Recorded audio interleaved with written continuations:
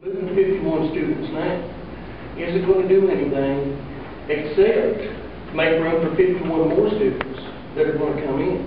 If we're already at the present moment teaching in closets and teaching in hallways, there's an issue.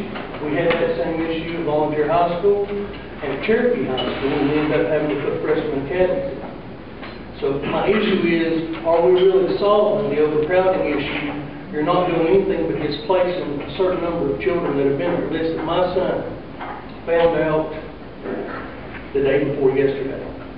Okay? One day before I did. He found out before I did about this. And my son was in a panic attack. My son loves where he's at.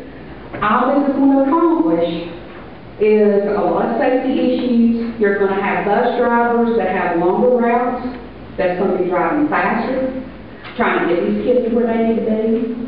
You're going to have kids that are getting up earlier, that may or may not get their breakfast because they've got parents going to work, that may or may not get to school on time to get that breakfast. My daughter struggles with socialization, and she closes off very easy. So I have had to work with her for the past 2 years, and she has excelled extremely. So if you was to move my child, she's going to back up, and it's going to make her struggle. So I just think you need to consider what you're putting these children through. She's my life. She's my world, and I'm going to do everything I have to for her. So please don't make my child suffer, or any of these other children suffer over this, because it's not worth it for them. Consider them. If it's more money, we can raise more money. I don't care. Just consider what the children have to go through. Don't make my child suffer for it. Ms. Trent has done an excellent job. I commend her tremendously on running this school. These kids and my child, I see them smiling every day, being involved. It's wonderful. So don't take that from our kids. That's all I have to say. My son told me he will be in kindergarten again this year because I held him back. He having a hard time adjusting to change.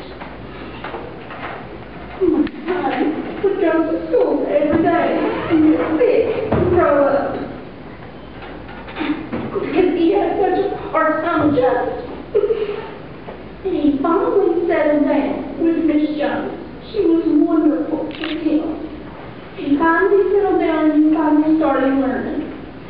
He finally started eating at the end of the year. I put him back with Miss Jones because I'm hoping that it will help him. If you move him from that situation and put him into a whole other situation where he has to learn everybody, I'm scared of what that's going to do to him again. He's got to get up and get on the bus at probably 6 o'clock in the morning.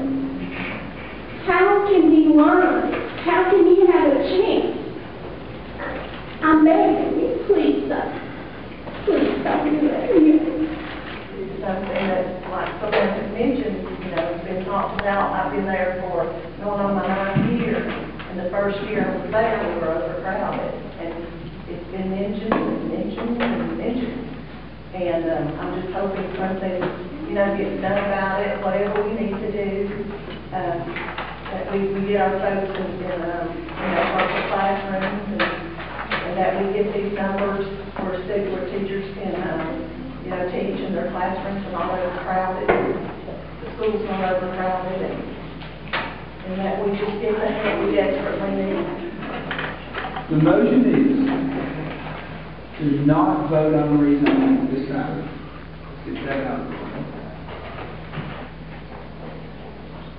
Moving forward, working with the Hawkins County Commissioners and floating a bond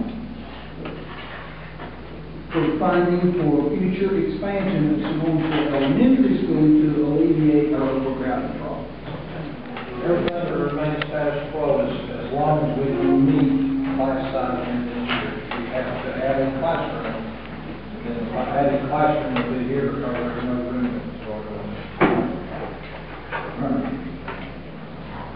Call the roll, please. Hawkins, Yes. Elton? No. Nick? Yes. Fred? Yes. Stephanie? Yes. William? Yes. Chris? Yes. Good choice.